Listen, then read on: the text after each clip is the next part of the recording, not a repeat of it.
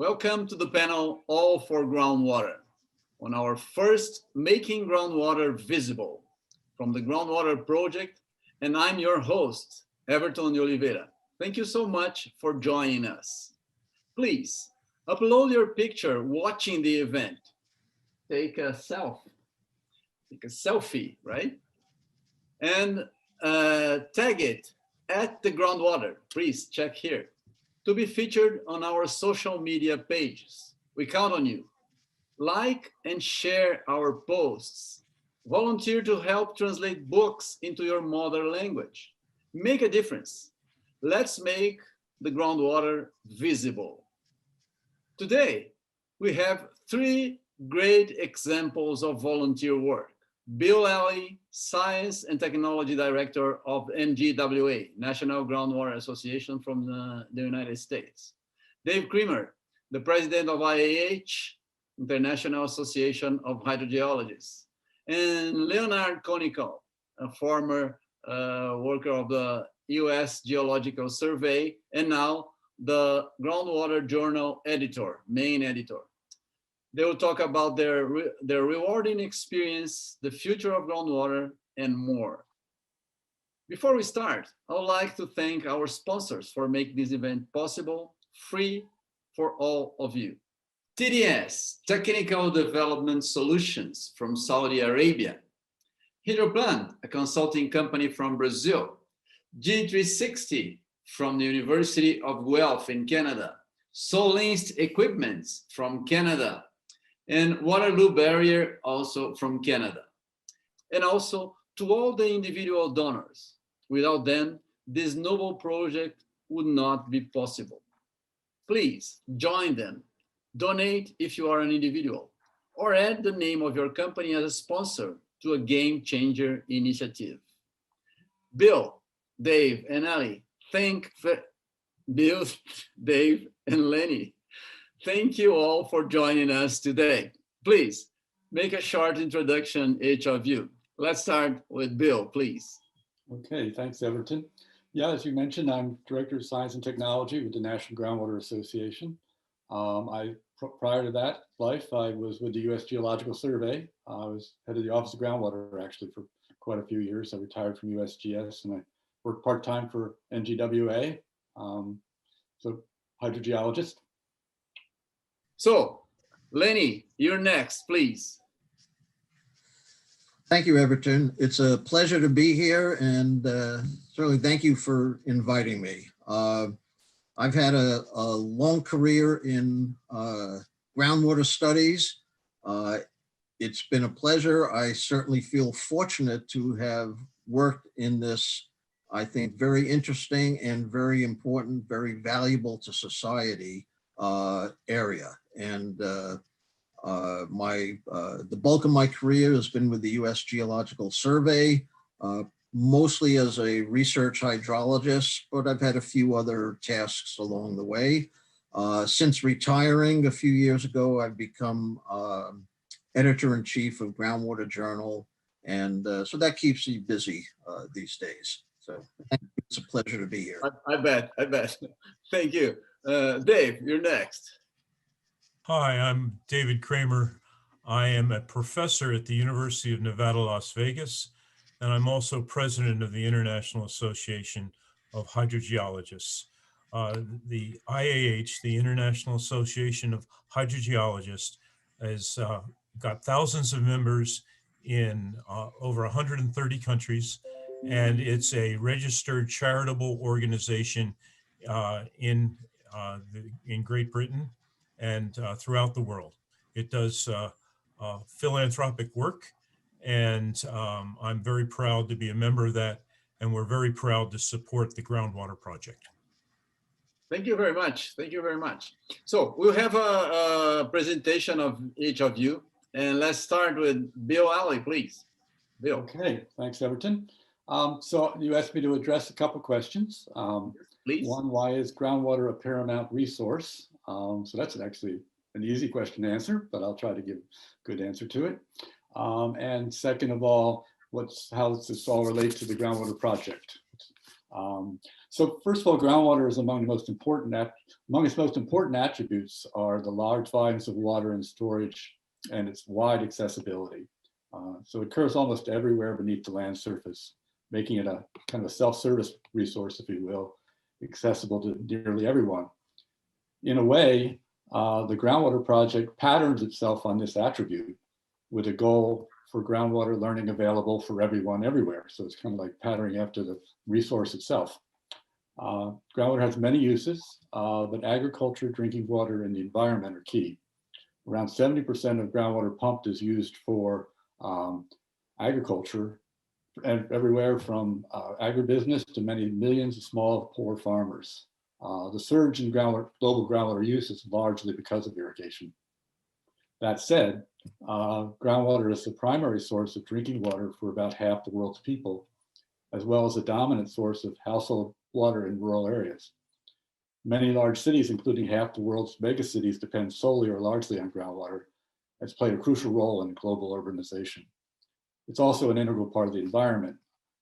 During dry spells, rivers continue to flow because of groundwater, and it's increasingly obvious that many plants and animals depend upon groundwater discharge to springs, lakes, wetlands, and estuaries. It's kind of an exciting area of groundwater hydrology in recent decades. So the importance is irrefutable, but the days of unrestricted use are ending, with groundwater depletion essentially a global problem. In particular, aquifers providing irrigation water for some of the world's most productive farmland are under stress. On a global scale, more than 40% of consumptive irrigation use comes from groundwater, so it's very important. And irrigation in particular is important to agricultural productivity. For example, only 17% of croplands are irrigated, but these produce 40% of the world's food. So the world may need, and we need more food with a growing population, so the world may need more than double global food production in coming decades to feed 9 billion or more people. So there are a number of ways to do that: improved ag practices, new crop varieties, reduced food waste, leaner diets. They can all help meet this goal, but groundwater is also essential. Now, every groundwater situation is unique in its challenges. It's one of the interesting things about being in the field of groundwater is that it's of so diverse situations that one has to deal with in the course of one's career, typically. So at one extreme is mining fossil water from aquifers having no or minimal present-day recharge. Examples include the southern high plains in the central US and many aquifers in North Africa and the Middle East. For these systems, critical questions center more on how much groundwater is economically recoverable, what are the appropriate rates of depletion, and how does society make ideally a smooth landing from excessive groundwater dependence. So unfortunately, these questions are still rarely addressed in any serious way, so it's a key area of concern to hydrogeologists. At the other end of the spectrum are those aquifers, and there are many of them, where groundwater pumping can be maintained indefinitely. Withdrawals during dry periods are balanced by replenishment during intervening wet periods. And many of the aquifers are particularly vulnerable to contamination, so protecting groundwater quality becomes particularly important. Many, if not most, however, groundwater systems fall somewhere between these two endpoints. And this is the task of managing these aquifers is complicated by the long response times of the groundwater systems. And this is a challenging concept for many people to grasp, and I think an area where the Groundwater Project can really help spread the word about the issues of the response times of groundwater systems. And then there's another fact that's not so well known by many people. Only a small part of the total amount of groundwater in storage may be available for reuse without unacceptable effects on surface water ecosystems, land subsidence, or water quality.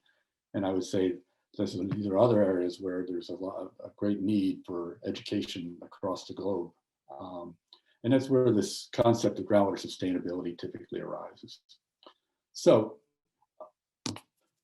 obviously groundwater is very important. The question is, how else can the Groundwater Project make a difference? And I think really education is the key.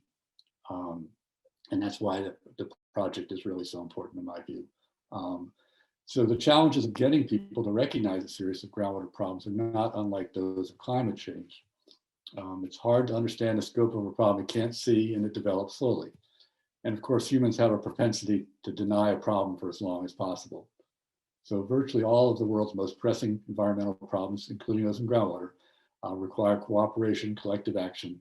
And so groundwater education has to be broadened to address these issues. And just a few examples of issues where good groundwater governance is kind of the term used for responsible collective action by people, and the educational foundation, but enhanced by a groundwater project. Just a few examples. One is that we have antiquated water law and policies that don't regulate dynamic connection with water and groundwater. And so there still has to be more recognition of how these systems are integrated. There also needs to be in the policies for agriculture, environment, land use planning, urban development, etc. And so there's plenty of room for understanding these interconnections. Second is that, safeguarding groundwater is a global challenge, but the primary solutions are found at the aquifer watershed and local level. Top-down management usually sets up resistance among stakeholders, but there has to be some pressure on the locals to follow through on sometimes painful changes to be made to the groundwater use. And so those two have to come together, and it really is a matter of public participation and individual leadership and knowledge again. Third is the commonly said, you can't manage what you don't measure. You hear that a lot. And so knowledge about groundwater resources is essential for effective and realistic solutions. It's not a simple matter. There are various types of data. It's actually one of the fun things about being in groundwater. You can bring together physics and chemistry and biology, et cetera, to study groundwater systems. These all require specialized equipment and expertise, and continual ongoing funding by government agencies, which can be a challenge. And it's not just a matter of going out and collecting a few samples. You really have to collect data over decades to monitor the effects of groundwater development, as well as track trends. And it's a challenge to muster the political and financial support. So I think that's something that the Groundwater Project actually can help provide attention to. Fourth, I mentioned this earlier, but if we want to manage groundwater resources sustainably, we need to consider the time scale of the consequences. So as I mentioned, the responsible groundwater system pumping, including effects on rivers, lakes, wetlands, and springs, can be many decades. Yet we typically have much shorter time frames that we're thinking about. So we need to bring that knowledge of just how long-term some of these groundwater issues are in the making, if you will. And actually, what it does say is you want to get moving early on trying to address these before the situation gets too out of control, if you will. And then finally, obviously, climate change simultaneously enhances the critical role of groundwater, and it also amplifies the threat to the resource. So groundwater becomes even more important for global water and food supply in the face of more frequent and intense droughts and warmer temperatures predicted in climate change scenarios, and affects groundwater recharge, interactions with surface water, water quality in complex ways. In some cases, you may have intensification of precipitation. It may actually increase recharge, but the largest impact is likely to be greater groundwater use. And in lieu of this, we have not yet really learned how to fill up our groundwater basins during wet times and prepare for those dry times that we know are coming. So I think that's another key educational area that the Groundwater Project can bring a lot of attention to. So those are my comments on those questions, Everton. Thank you very much. I really appreciate your presentation, Bill. It was very, very nice and to the point. And we're going to talk about that later. Please, Lenny, your turn now. Okay, thank you very much. And my presentation is really going to consist of answering 4 questions that have been posed and talking in part about careers in groundwater. And the first question is, why did you decide to follow this career path? And it's certainly been a wonderful career path. It's been challenging, fascinating, and very rewarding and satisfying. I certainly feel fortunate to have gone down this path. But like so many other things in life, this career path didn't happen because of long-term planning and intent. It was largely a function of fortuitous happenstances that led me down this path. So I'll just give you a little personal background, and maybe there'll be some lessons in there. I grew up in New York and did my undergraduate work function at Hofstra University, which is on Long Island. As a geology major living in New York City, it was very hard to see where or if I would ever get a job in geology. It just was not not like Houston. So like it was not a hotbed for geologists. As my undergraduate work neared completion, I was getting close to graduation. Just by chance, I happened to notice a very small advertisement, a help wanted ad in the New York Times, asking for a geologist. And this was very unusual. This was for a permanent position. So it didn't say who it was. It's just a post office box. And I figured, let's see what happens. I wrote to them and I said, I don't know who you are or what you need, but are you interested possibly in hiring a geology student for the summer? And to my surprise, I actually got a response, and it turned out the ad was placed by a company called Garrity and Miller, who at the time was one of the few and one of the leading groundwater consulting companies in the US. And they had an office nearby on Long Island. They invited me to come by for an interview, which I happily did. And they ended up offering me a summer job, even though that's not what the ad was asking for. And even though it was very clear that I had no training or knowledge or understanding of groundwater, but they took a shot, and I will be forever thankful to them, including Jim Garrity, Dave Miller, and the whole crew that worked there, who turned out to be the most wonderful, generous mentors that I could have ever hoped for. They taught me what groundwater was, what hydrogeology was about, how professional hydrogeologists did their work, and why hydrogeology was important enough that people would pay them to study groundwater. And this was something to a just graduated geology student. This opened my eyes. I saw the light. Here was a field or specialty within geology that was more quantitative and more objective than many other geologic specialties, yet still it had the fun and the challenge of geological puzzle solving. And what I mean by that is the job involves inferring the nature and structure of an unseen subsurface environment from very limited data. You're putting together a puzzle. It's challenging and it's interesting. The outcome of hydrogeological studies, though, also has obvious near-term and practical value, as people always need adequate supplies of good quality water. This led me to another conclusion of interest to most college students, namely that there was job potential and job security in this field. So this is what set me down the path to a career in groundwater. I next greatly benefited from excellent graduate training under Dick Parazak at Penn State. While I was a graduate student there, I attended a professional conference. This was, intentional and done for several reasons, and I highly recommend this.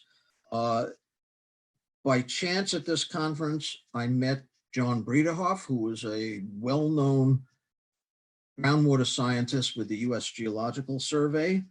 And I talked with him for a few minutes, and this one thing led to another. And later on, he offered me a summer job with the US Geological Survey with him in Colorado. And I jumped at the chance to do that. So this was the start of my long career with the US Geological Survey. And it included many collaborations with John Bredehoff. And the most recent of these collaborations was preparing a book for the Groundwater project that I co-authored with John. And so the second question is, what are some of the biggest highlights of my career? So, this is always, just involves reflection back on a long career. In general, I'd say that the highlights that are probably the most important and stand out the most were the projects and studies that led to some beneficial impact on society. And of course, it's often very hard to see the direct impact of one's work on society. But hopefully that's something that we can do, that we're not, at least in my personal field, we're not just working for a salary. I like to think I'm also trying to work for the betterment of people of the world. So one of the first projects I was involved in was studying a groundwater contamination problem at the Rocky Mountain Arsenal in Colorado, and this was in the early 1970s. My discussions at that time of my work, of my results, my interpretations that I had with Army personnel and congressional staffers, and newspaper reporters and others, because it was a hot topic. I believe that helped convince the Army that they actually did have a contamination problem on their hands, which for quite a while they had been denying. And this eventually led to their nationwide or worldwide installation restoration program. Another fact, in the late 1970s, I was doing a study in Telluride, Colorado, and I saw the need to help convince the town's managers to not connect several new wells that they had drilled, to not connect this to the town supply system. These wells were drilled, located, and already existed, had been tested and ready to go, but they were drilled adjacent to a large tailings pond. These were high yielding wells and could certainly meet the future water supply needs of the town. But the wells, my work showed the wells were contaminated with hexavalent chromium. This was many years before the Erin Brockovich movie came out. And I was able to convince them that they had to abandon these two very expensive wells. This result was never published, so almost no one knows about it, but I personally feel that I did a good service and provided a benefit to the people of this small mountain town, which is now a major ski resort. And the tailings pond and adjacent areas, quite a few years later, were designated as a Superfund site, and major cleanup activities went on there. In a broader sense, another highlight was seeing the two-dimensional solute transport model that John Bredehoff and I developed and documented become widely accepted and widely used and applied to numerous groundwater contamination problems, both by academics and by practicing consultants. For a period of time, it was the most widely used solute transport model in existence in the world, maybe for 10 or 15 years. Until the much better MT3D code became widely available in the late 1990s. On a personal note, I was also fortunate enough to receive some recognition and honors from my peers. These are personal highlights, and I'm just honored and humbled to have received them. And the ones that stand out the most to me, the honors were receiving the Birdsall Weiss Distinguished Lectureship from the Geological Society of America, receiving their Meinzer Award, becoming an AGU Fellow, and finally being elected to the National Academy of Engineering. So these were wonderful experiences, and certainly stand out in my mind as huge highlights of my career. So getting back to groundwater in general, another question was, what is the future of groundwater in my opinion?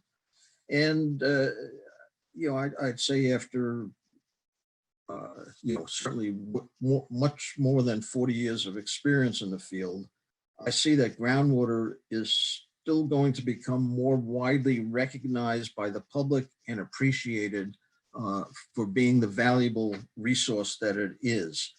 But this may come about partly because of problems, including overdevelopment.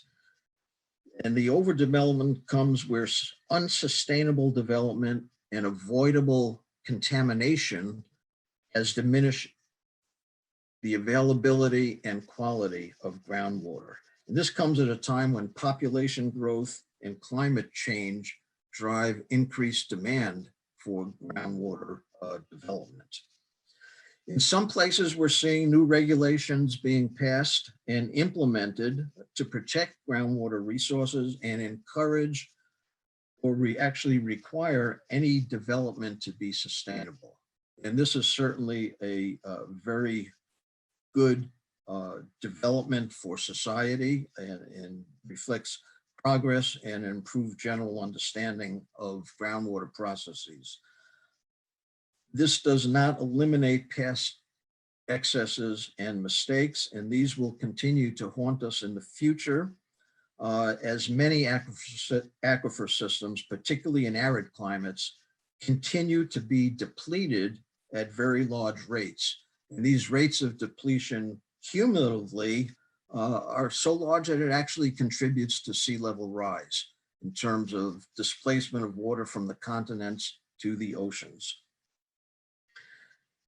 In these depleted aquifers, where water level declines have continued for decades, new wells must be drilled deeper to maintain the supply, and drilling deeper is much more expensive. And with deeper water tables, the well yields will diminish, and the diminished well yields encourages the drilling of more wells, which increases the depletion of both groundwater and surface water. We're already seeing in some areas of the southern high plains where farmers are giving up, stopping, they can't afford to continue developing groundwater and pumping. And so they let their land, their farms basically become non-productive. This in turn has negative impacts on local, regional, and even national economies. But this is really a global problem with no easy solution. In terms of groundwater scientists, you know, the other side, the flip side of that coin is that I think that the demand and the job market for clever, innovative groundwater scientists and engineers will continue unabated in the future, although it's clear that the focus in the job market may shift to some degree from groundwater quality problems to groundwater supply problems. But I think this is still a great area to be working on, and I think future hydrogeologists have a promising career ahead of them. The final question that's on the agenda for me is, what is your hope for the groundwater project? And it's been clear to me since I've heard about it, the philosophy and goals of the groundwater project to facilitate widespread sharing of groundwater knowledge. This is admirable and commendable. And I was certainly convinced of its worthiness, convinced enough to spend untold hours preparing one of the first books for the groundwater project. I know the organizers are themselves putting in countless hours of effort to help achieve these lofty goals. The implementation certainly involves some non-trivial expenses. My hope for the groundwater project is that it can become a sustainable venture in the future, that it may continue to develop a complete library of coverage of all topics related to groundwater and persist indefinitely to revise and update the knowledge base as learning, new understanding, and development of new methods continue in the future. So I expect to see the recognition and value of the groundwater project to grow in the future as more books come out, and it will achieve more recognition and kind of be the go-to source for information. So, thank you. Thank you very much, Lenny. That was very, very nice, inspirational as well. Thank you. Please, Dave, you're next. Thank you, Everton. I wanted to speak about the importance of groundwater. Groundwater has played and continues to play a vital role in human and ecological sustainability in the face of mounting pressures and scarcity. The need for having sustainable groundwater, it's a key element in global resistance to climate change, as a shield against ecosystem loss, as a defense against human deprivation and poverty, and for peace and equity in the world. It's more than that in many cultures. Springs and wells have inspired art and music. They have religious and cultural implications. And even human history is linked to groundwater. Hydrorefugia, as we say, where cultures, as they were developing, moved to sources of water. You know, Nelson Mandela said, if you talk to a person in a language they understand, that goes to their head. But if you talk to them in their own language, that goes to their heart. And certainly there are many languages of water and groundwater throughout the world. Our language reflects our aspirations for water and groundwater. And the very language of groundwater and water throughout the world shows its multiple connections and its importance in the face of the onslaught of population growth and global warming. We know that not all groundwater is liquid. In the northern Canadian province of Nunavut, the Inuit Native Americans speak the language of Inuktitut. They have many words for snow and water and ice, but none of them embody the problem of a region verging on permafrost collapse. The melting of permafrost, frozen groundwater, means more than just the sinking of homes and the flooding of tunnels used traditionally for refrigeration. It means the release of massive amounts of carbon dioxide into the atmosphere as organic material in the ground is exposed, accelerating climate change. In other parts of the world, in Australia, the Aboriginal tribes call permanent water Gila and seasonal water Jumu. In the dry outback, they will approach a dry area known as a soak, push a throwing stick into the ground, and replace it with a reed from which they can drink groundwater. In the Zulu language, the word amazi for water can have several meanings. It can mean water bearer or waterborne, such as waterborne disease. It reminds us that it's not enough to care about water quantity and groundwater quantity alone, but good water quality is crucial. In Nepal, if you mispronounce the word pani for water, it can also mean the word also. And there are many alsos for water and groundwater. The arsenic-rich sediments that erode from the Himalaya are an also that pollutes shallow groundwater in India and Bangladesh. One author called it the greatest mass poisoning in history. Another also is the ongoing international disputes over which nation can lay claim to meltwater from the Himalaya. In Botswana, the word for rainfall, pula, has several meanings. It can mean blessing. A pula is also a denomination of money in Botswana, emphasizing water's importance to economic growth and spiritual well-being. The indigenous Maoris in New Zealand have a double meaning for water, wai. It can mean water, but it can also mean lotion, a soothing substance.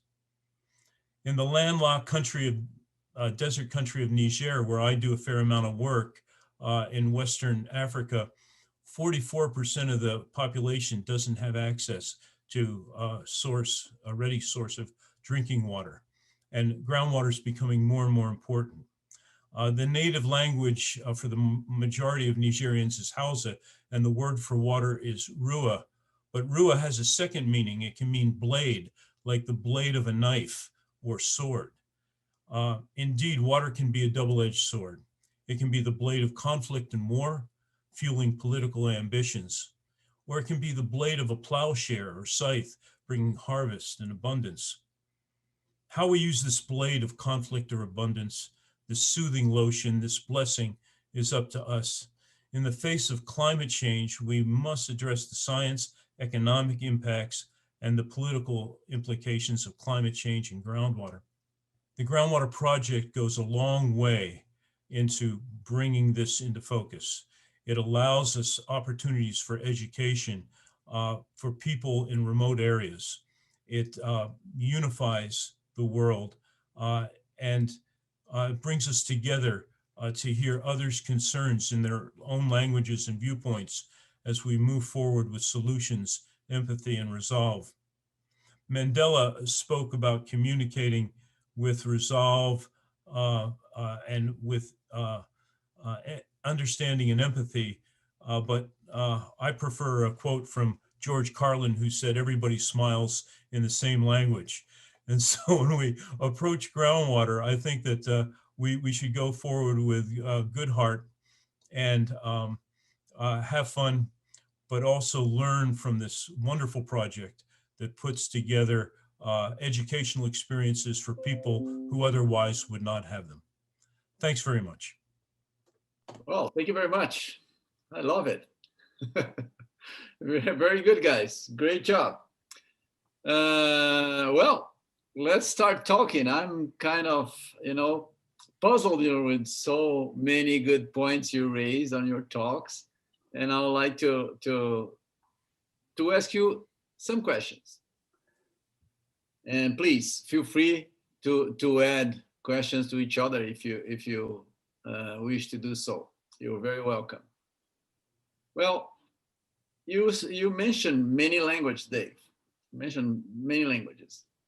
We just put a call for translations into the Groundwater project because the aim of the project is to produce books and to have people translating into their mother languages so they can, spread the knowledge into a more familiar way.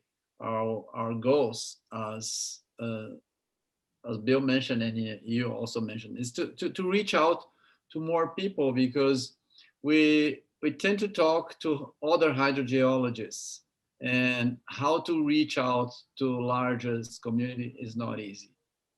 We had a big, let's say, a big increase in hydrogeology work when the contamination came to place. We knew contamination, so hydrogeologists became a hot topic and lots of people were working on that. And we expect that the groundwater could become a hot topic again, with the groundwater project, because we do need that. The world needs groundwater. That's why we're working on that.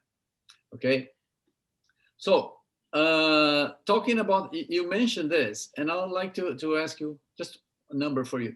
We had offerings for 33 languages to translate books already, which impresses me of my own ignorance on how many languages in the world there are, because, some of them I've never heard of course, but that's quite an interesting experiment and quite compelling to participate. Okay, so I have a question for you. You guys worked, you've done lots of volunteer work, like you're still doing today. What your experience says on what we should go for reaching out to more people and reaching their hearts, not only their minds, like why we do need groundwater. It's so important, but it's very easy for us hydrogeologists to understand that. What your experience says about that? What should we do? Please, three of you. Who's first? I'll jump in, Everett. Please. So I think that one of the things about groundwater is that we deal with issues that people care about. They care about food, they care about drinking water, they care about the environment, So, you know, if you put it in those contexts, people can really start to understand, I think, the importance of groundwater and become more inquisitive about it, if you will. Who's next? Yeah, let me, add the importance of volunteer work. There are many organizations that are striving to help people and help society provide clean water and water supply and do everything related to that. And a lot of them depend on volunteer work.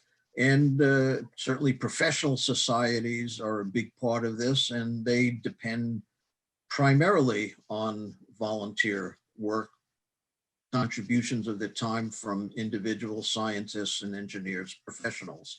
And, many of us have done a lot of this, and we found it a valuable experience, not only for the good of the professional society, but the good of the profession and the good of society. And, one reason we do that is not only for others' benefits, but it benefits us to, in effect, give something back to the profession and to society. It makes us feel good, it makes us feel valuable, and it makes us feel like we're contributing something.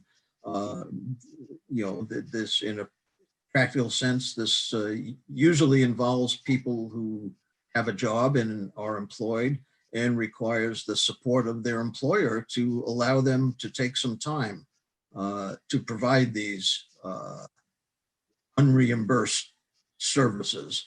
And so it's contingent upon all of us to try to convince the companies, government agencies, universities, whoever it is, that this is something that is worth doing and is something in the long run will also be in their own self-interest. Totally agree. Dave. You know, I put together a few slides that sort of illustrate the joys of volunteering. We're very fortunate in our profession that we can help the world in a unique way. If you don't mind, I could share my screen and just for a few minutes go through some of that. Let me share my screen and go ahead and the idea of hydrophilanthropy, of helping people have clean water and sanitation in areas of need, is really, really important around the world. And many people don't have access to drinking water. The estimates really vary all around, but there are some estimates that 5 million people die each year from lack of clean drinking water. With COVID, people can't wash their hands because they don't have access to water. And that's about maybe 15,000 people every day. A lot of those are children who die every year, almost 5,000 a day, and a child dies from lack of water. So that's the challenge before us. There are other challenges, subsidence. This is South Africa, and this is a karst area where this is the same sinkhole here, one filled with water, and a few days later, totally drained. And so subsidence from overpumping of groundwater is a challenge for communities. You wouldn't want to drink water from this well. There's toxic waste and challenges of that kind that we're involved in. And sanitation, there are a lot of pit privies that are very close to wells. And you can see one here, less than 3 meters away from a well is a pit privy. And there are potential problems with water quality that way. So what are some of the strategies and potential solutions? Well, the groundwater project is one big one. The aspects of the groundwater project and hydrophilanthropy deal with education and capacity building. The picture on the right is from Benin, and then Zimbabwe down below in teaching courses. This is a short course in Iraq on water quality and groundwater quality. And this is drilling technology short course in South Africa. And so we have a potential to do a lot of education.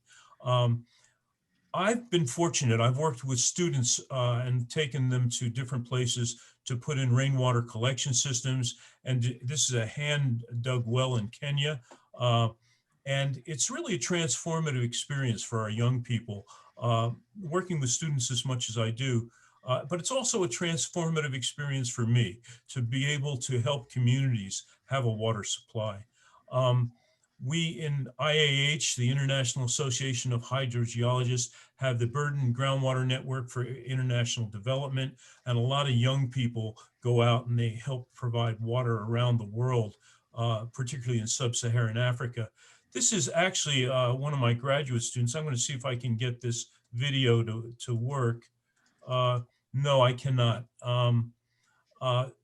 This is one of my graduate students in northern Ghana at a well and doing water quality measurements.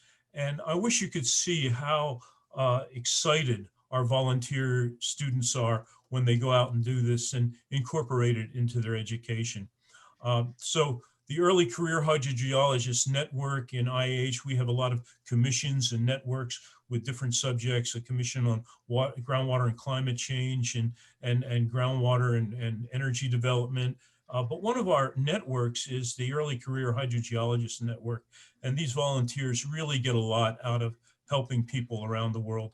Lastly, I want to say that it's not enough for us just to act in a vacuum, but this is in Washington, D.C., and a presentation of some groundwater hydrologists before Congress talking about the importance of groundwater.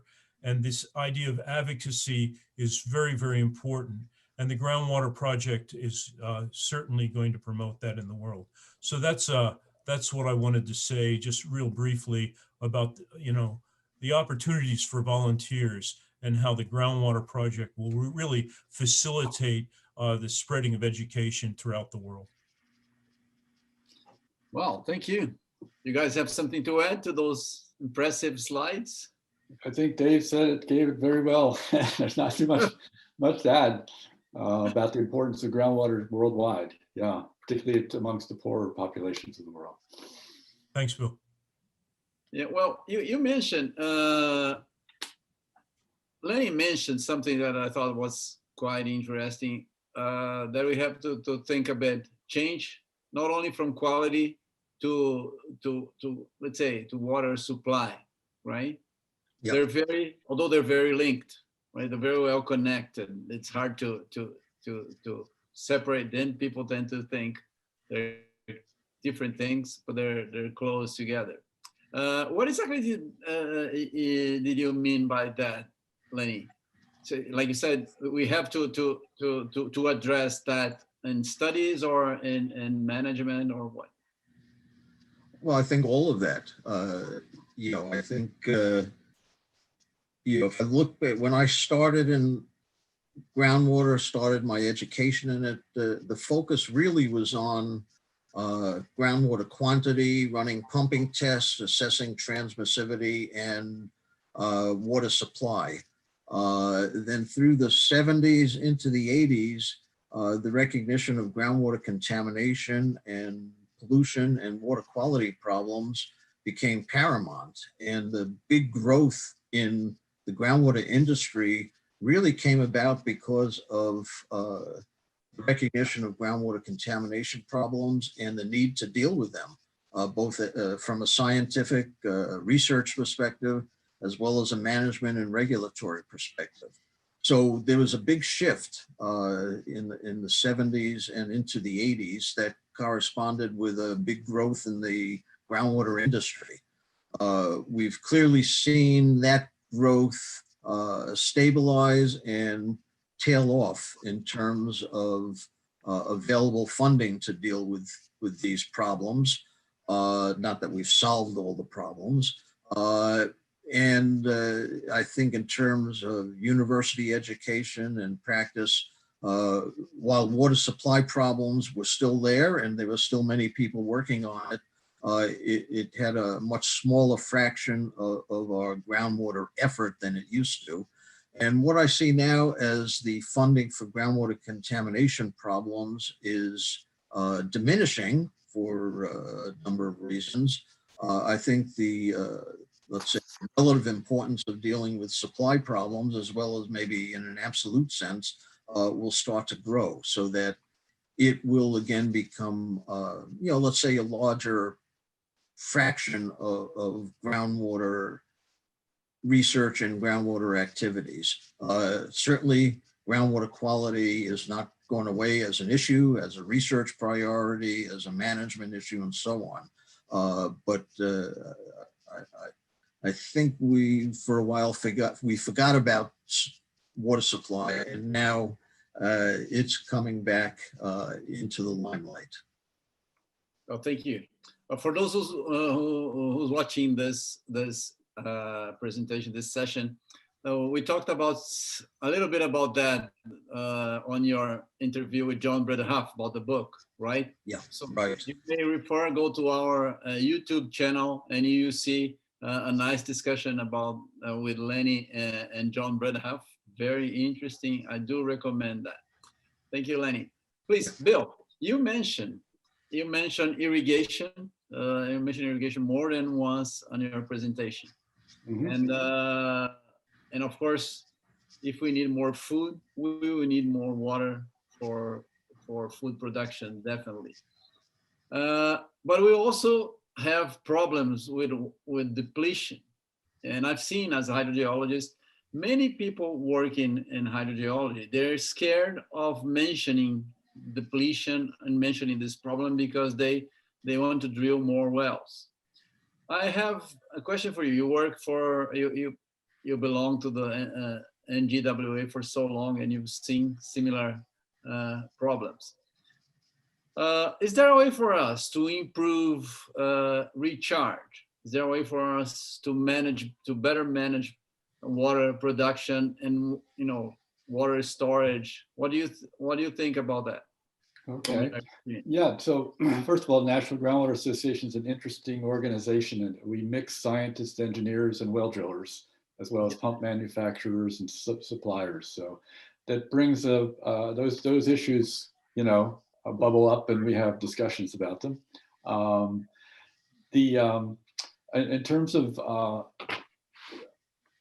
I think there are a number of areas where people get engaged with one another. In other words, we encourage contractors and scientists and engineers both to get involved in issues in local issues related to groundwater supply issues, and to listen to all points of view, for sure.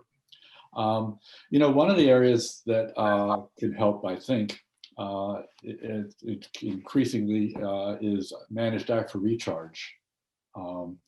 And this is actually an area where I'm participating in the groundwater project. So I've organized a small group, Peter Dillon and a few others, to put together eventually we'll get a book out on managed aquifer recharge, because I think that's a worldwide issue, and they're already fairly far along with a book on Southern Africa. Really, it's both Namibia and South Africa managed aquifer recharge.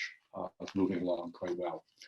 So there'll be some internationally focused books on managed aquifer recharge around the world eventually. So I think that's a particular area. It's one which everybody pretty much. I know there are water quality issues with managed aquifer recharge that one has to be aware of, and they're not easy to manage sometimes. There's clogging issues, and so there's a lot of issues. And so that's where I think, again, sort of there's an education there, because if you go out and you do it and you don't do it right, then nobody's going to want to have it again, right? So you want to do it right the first time. Yes, correct. Dave, I've seen Bill mentioned, but we have this problem since you're working for the international association. We have this problem in India, right? India has a lot of problem with water depletion, and we have fellows in India participating in the groundwater project as well. We have California close to you there, big problems, right? So what do you have to say? What do you think? Does IAH has something in this area. I do know that you do. Well, first of all, I served on the board of the National Groundwater Association, and I must say that it's really an honor for me to be on this panel with Leonard Konikow and Bill Alley. They have written some seminal works in groundwater, and if you haven't read them, you ought to. NGWA, the National Groundwater Association, puts on a wonderful groundwater week as well. The International Association of Hydrogeologists has a very interesting structure. We have a council of regional vice presidents from all over the world, and we have national chapters from all over the world. We also have a journal, the NGWA has a great journal that Lenny is leading right now. And we have one called Hydrogeology, which is a well-regarded groundwater journal in the world. But beyond that, we have commissions and networks, which I briefly mentioned before. Our commissions and networks are a group of volunteers, hundreds in each commission and each network. And they include things like the Commission on Groundwater and Climate Change, the Commission on Groundwater and Energy, karst hydrogeology, the Commission on Managing Aquifer Recharge, one on mineral and thermal waters. We have another on regional groundwater flow, and transboundary aquifers is yet another. And then we have a bunch of networks. I already mentioned the Burden Network for International Development, which is a philanthropic arm of IAH. But it's got the Early Career Hydrogeologist Network of young people working together. It's got a Coastal Aquifer Network, one on fractured rock hydrology, another on groundwater and ecosystems.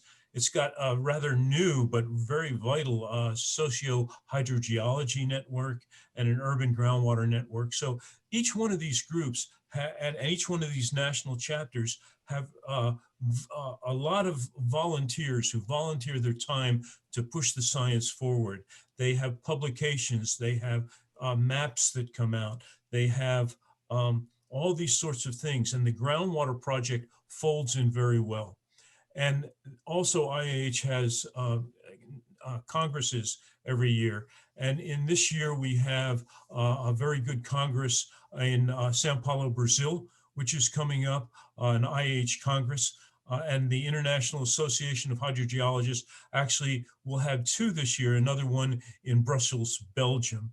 But there are also educational opportunities. So it has really surprised and amazed me how many people are willing to volunteer for really effort that can really help the world advance. I feel very, very fortunate personally that I have been able to be in a profession where the way you help the world is really obvious. You can help global change. You can interact with groups like the United Nations and pushing away poverty and making the world a better place. And so I guess these places that you mentioned, Everton, India, and other places, they have severe water challenges right now. And there are groups of people addressing these, not only in academic classrooms, but professionals in the field and beyond just hydrogeologists, groundwater professionals who deal with policy, who deal with equity issues of gender equity and things like that in groundwater. And so I have great hopes for the future. I think it's a wonderful place to be in right now. Thank you. I'm an optimist. I'm glad to hear that. So the title of our panel is All for Groundwater. We want to have everyone, not only hydrogeologists, involved, as we mentioned before. So what do you have to say for us to help the groundwater project to bring people in? Other activities that you've learned that it's good for people to take action towards groundwater? Anything is welcome, please.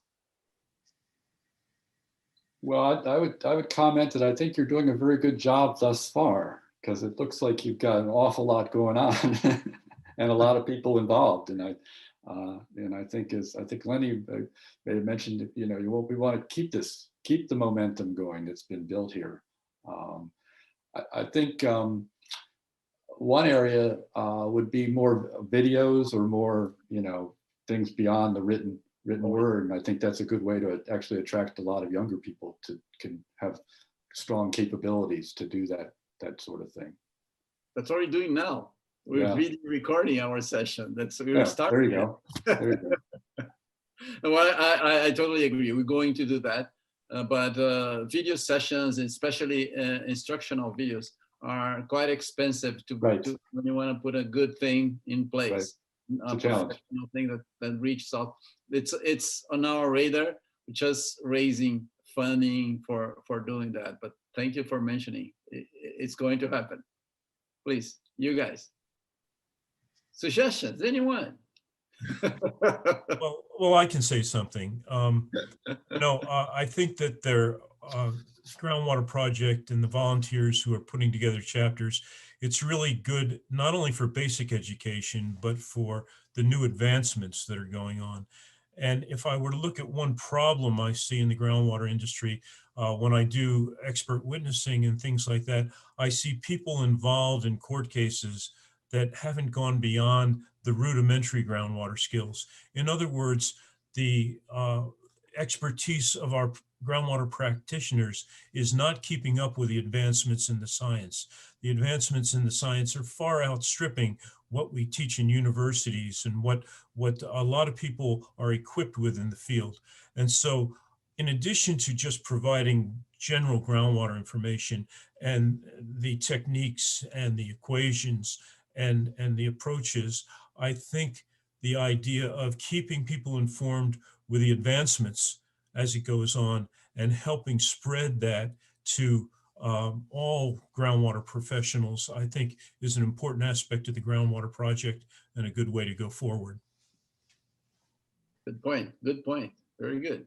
Yeah. This perhaps could be done in the form of short lectures on very specific topics, maybe analogous to what, an academic professor would give a lecture in a 1 hour session, but maybe break it down even more so that it might be easy to get people to contribute,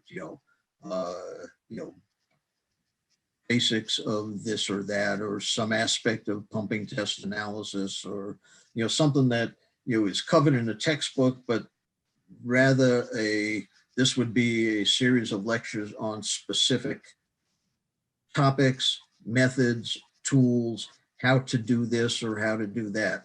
And eventually building up a library of these, I think, would make the groundwater project even more valuable than it already is.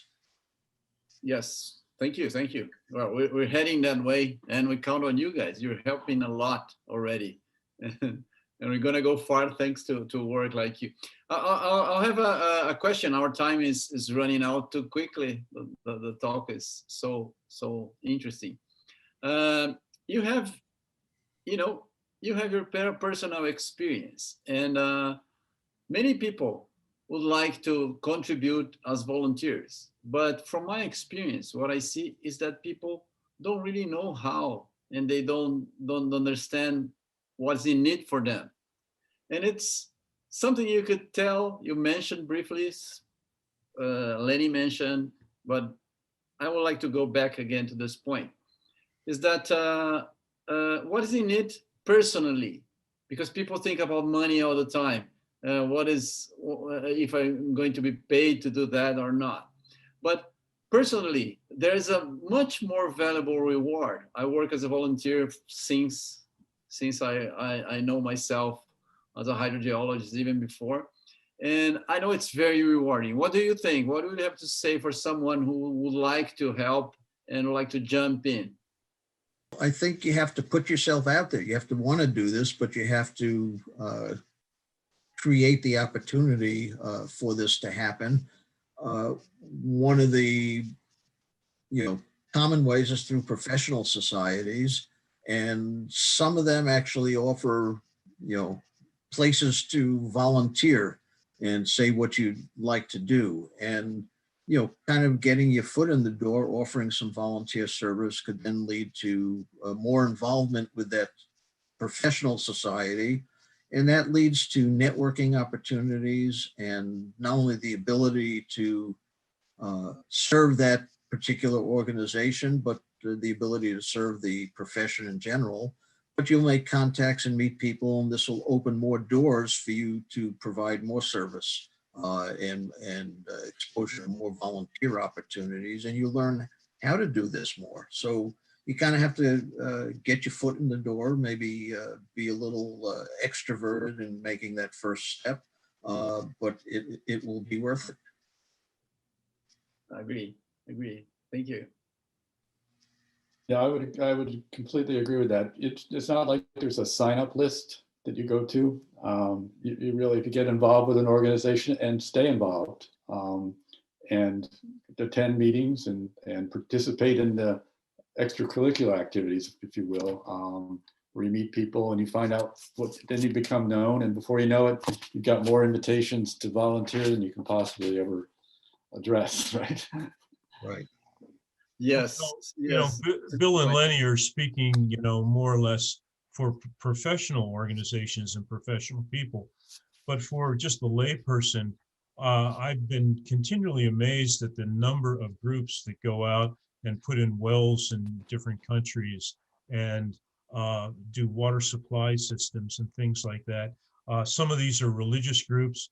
Some of them are involved with groups like the Rotary and other groups that are worldwide organizations. But there are literally thousands and thousands of groups that go out and do groundwater related work to make the world a better place. So you don't have to be a technical professional either. You can be the sort of a person who just wants to help the world. And certainly there's no lack of organizations out there to join, to work in any way you can, to donate, to and to help. You can even go overseas and help them with the actual projects. Thank you. Well, guys, thank you very much. Our time is short, and I would like to say to everybody who's watching us to this point that this whole discussion is very good. We're trying to reach out to people that could help, and you have very good examples, 3 very good examples of people that volunteer. They have their careers, they had to work, but they did volunteer work on the side, and they're very, very, rewarded by what they've done. So we can provide you with some opportunities on the groundwater project. You can do translations. You can bring friends to help translate these things, and you can get someone just to review if you're not too confident of the jargon or all of that. The thing is to get people involved, to bring groundwater knowledge to everybody. It is quite important. It is going to be more important as time approaches to food production, as Bill mentioned, or to water depletion, or bringing development of poor regions, as David mentioned. So if you are watching us, if you see these examples, I think, and I'll be very glad if all of you would be touched by the examples and could jump in and help us to make the world a better place and make groundwater visible after all. Thank you very much, guys. If you wish to put a final statement, you're free now. Thank you. Please. Just say thank you for the opportunity, Evan. It's been a great dialogue. Thank you very much. Thank you, Everton, and I hope the groundwater project does become a sustainable project and continue indefinitely on into the future, doing good things. Thank you. Thank you. I want to express my appreciation to the whole groundwater project, to John Cherry, to you, Everton, to the groundwater project team, and to encourage you to keep up your good work.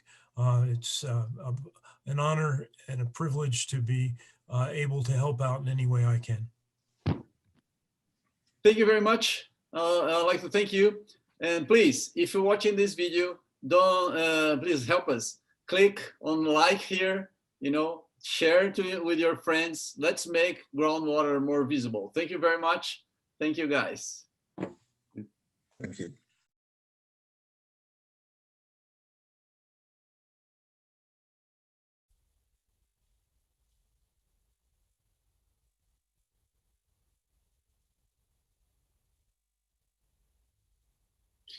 Okay, we're live now, guys. I'll ask you to unmute your phones. We have questions. I would like to thank everybody that are participating in our session today.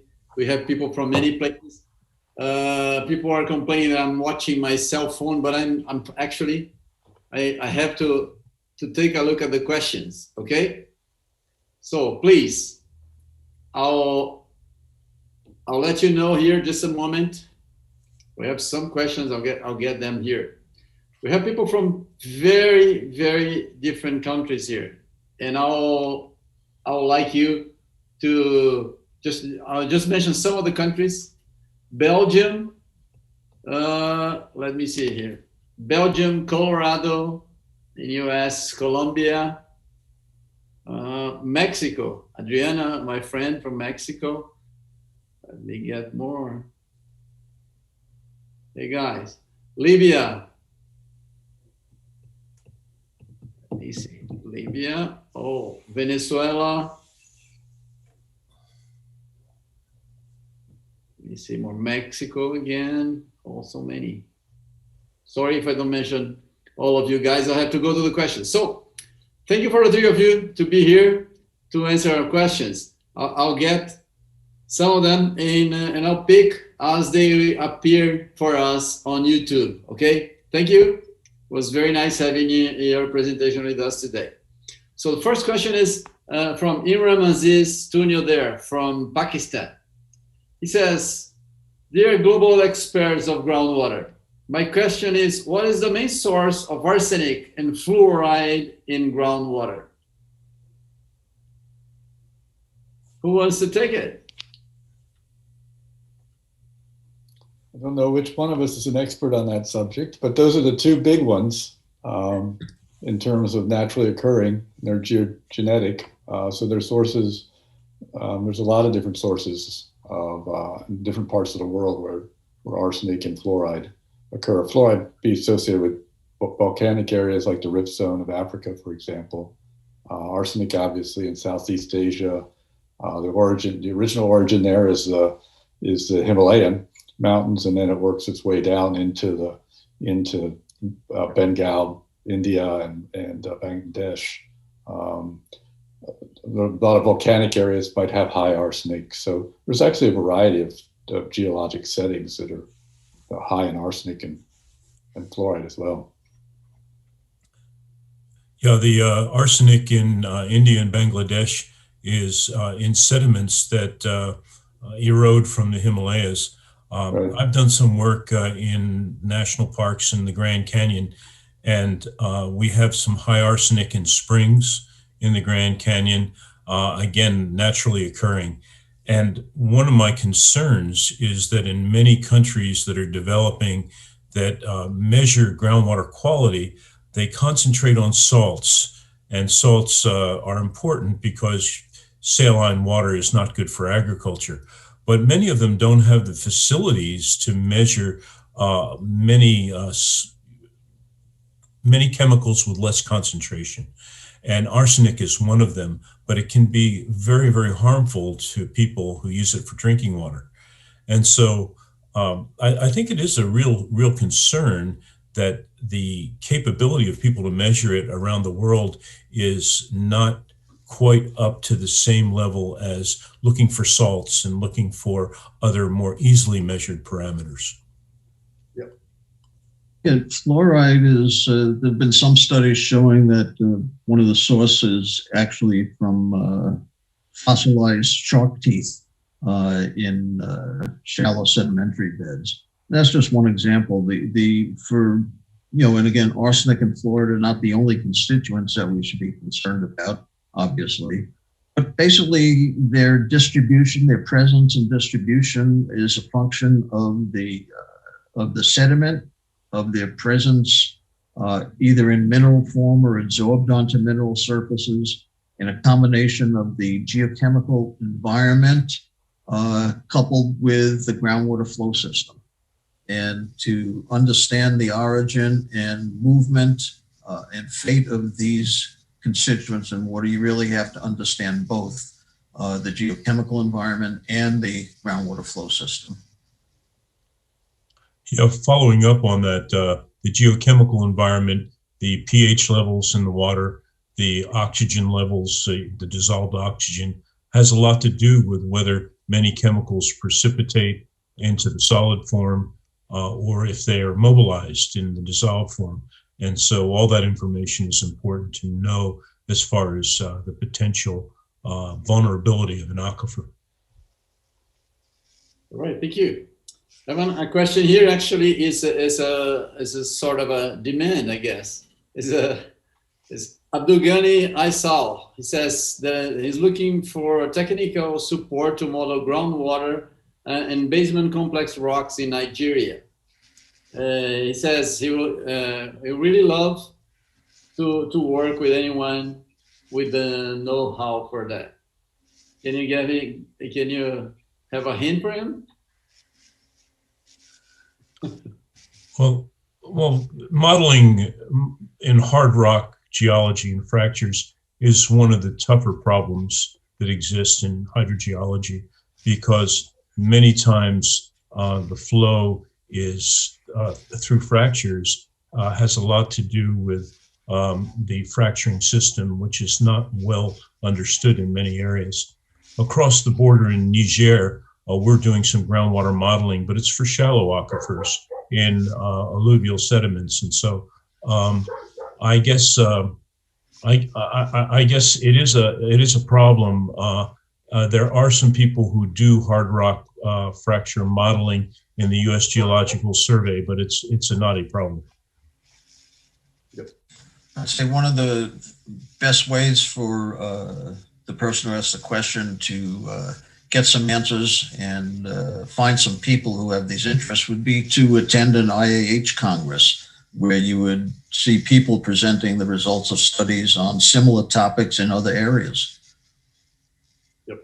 And specifically in IAH, there's a network, a hard rock hydrogeology network, and there's a lot of expertise in that. They had a conference in Portugal a year ago, and so the results of that. There's also a textbook out. I know that John Sharp from the University of Texas, Austin, was one of the authors of that. I think that there are several authors from Italy as well in that text, and so those are good places to start. Okay, we have a question from Professor Khalil Al-Samarai. He is from Libya now. He teaches at the University of Tripoli, and he says, my question is that we have this equation: more development results more contamination. How can we reverse this equation?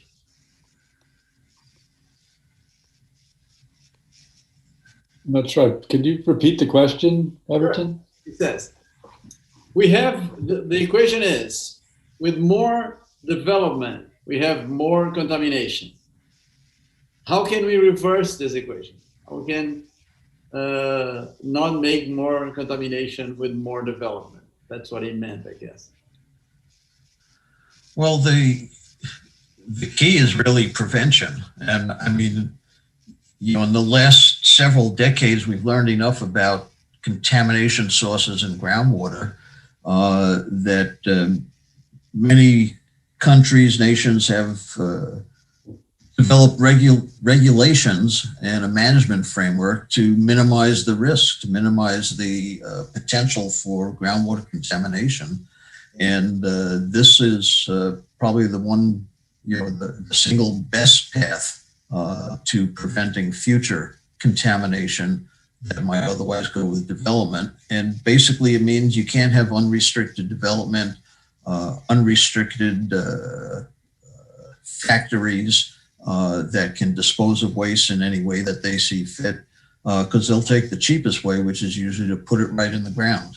That's what history has shown us. And so the only way to stop that is with some type of regulatory and management framework. I think what goes along with that too is monitoring, a robust monitoring system. So if pollution does start getting away in the groundwater, we know about it.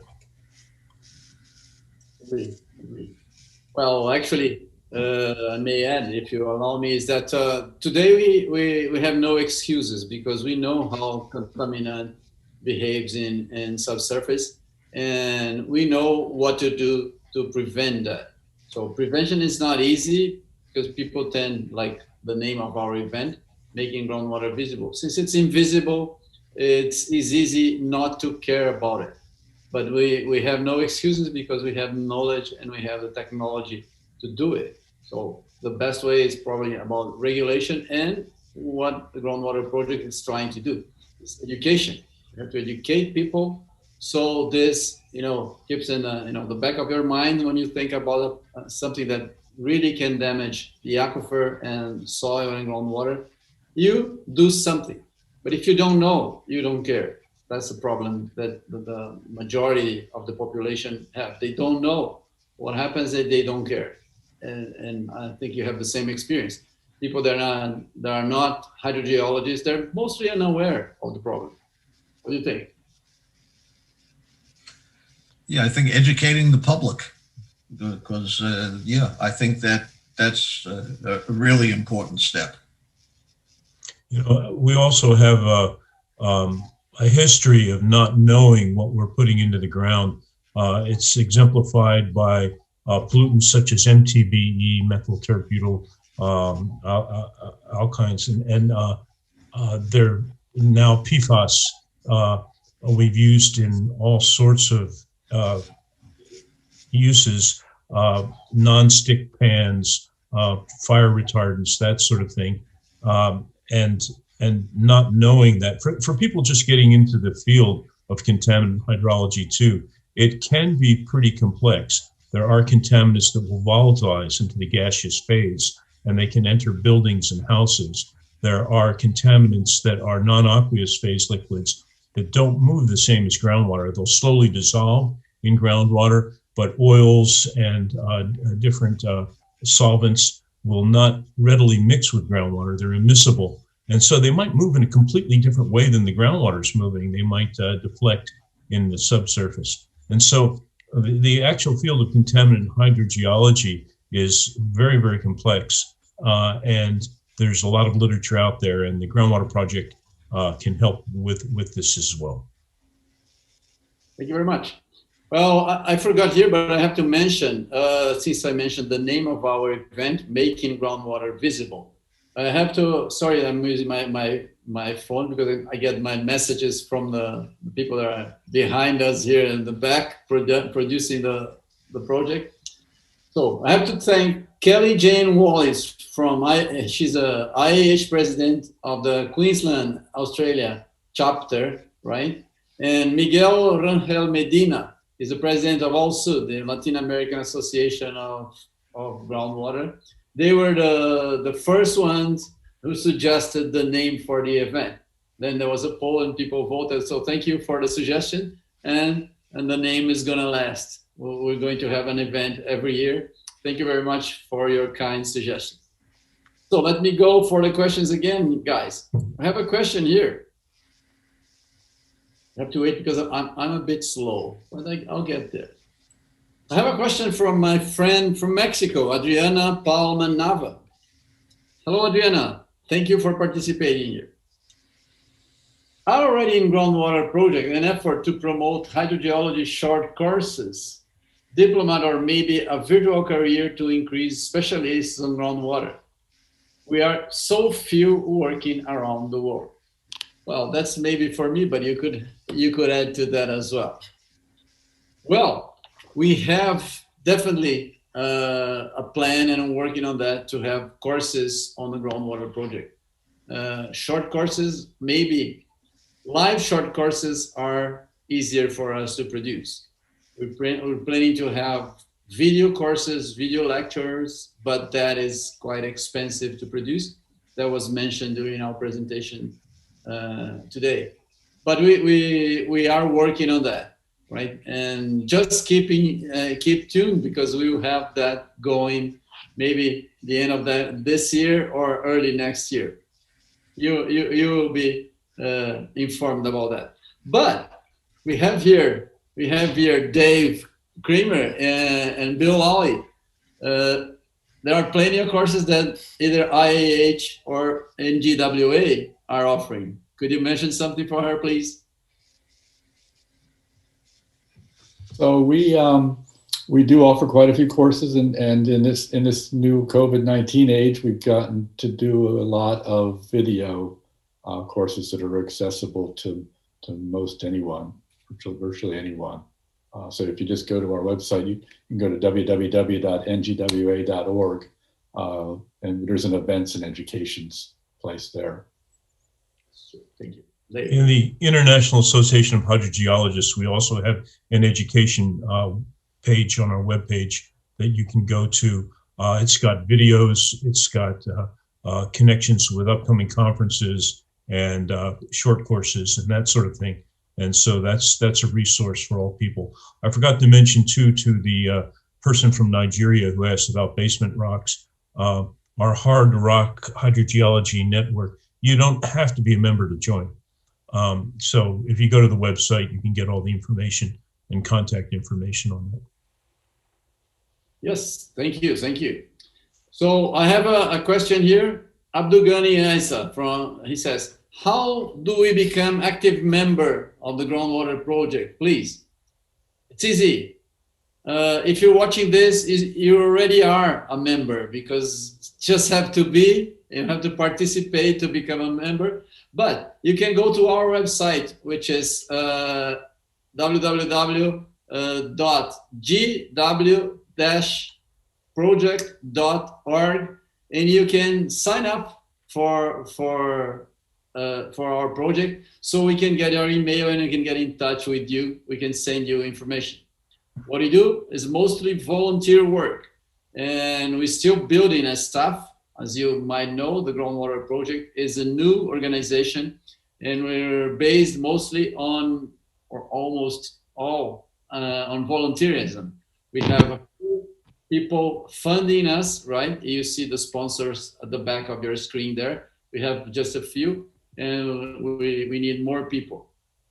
So you can participate by making donations or sponsoring, but if you're an individual, you can translate our books into your mother tongue. That will be very helpful.